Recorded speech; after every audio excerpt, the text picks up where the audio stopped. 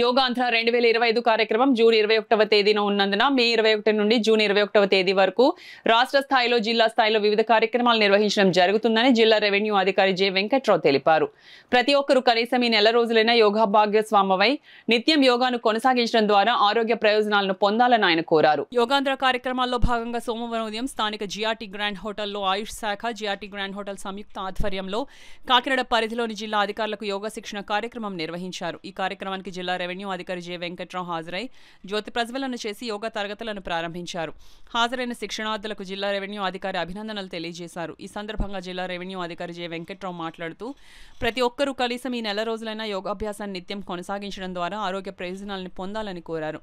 అనంతరం యోగాచార్య చిట్టిబాబు ఆహుతులకు వివిధ యోగాసనాలు ప్రాణాయామ ప్రక్రియల శిక్షణ నిర్వహించి వాటి సాధన వల్ల కలిగే ఆరోగ్యం ప్రయోజనాలను వివరించారు. అలాగే బ్రహ్మకుమారి సంస్థ ప్రతినిధులు ధ్యానం రాజయోగం అంశాలపై అవగాహన కల్పించారు. ఈ కార్యక్రమంలో ఆయుష్ వైద్యులు doctor Mohammed Shahid Ali, GRT grand hotel GM Sivakrishna, sales manager Anitha, జిల్లా అధికారులు, యోగా గురువులు తదితరులు పాల్గొన్నారు.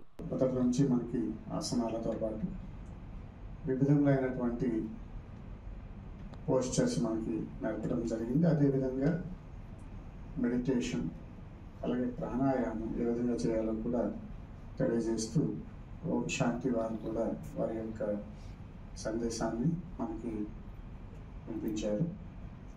ఈ కార్యక్రమం ద్వారా మనం రోజు కనీసం ఈ నెల రోజుల పాటు చేయటం అలవాటు చేసుకోవటం ద్వారా మన యొక్క దైనందిన జీవితంలో ఒక మంచి మార్పుని కూడా మనం పొందవచ్చు.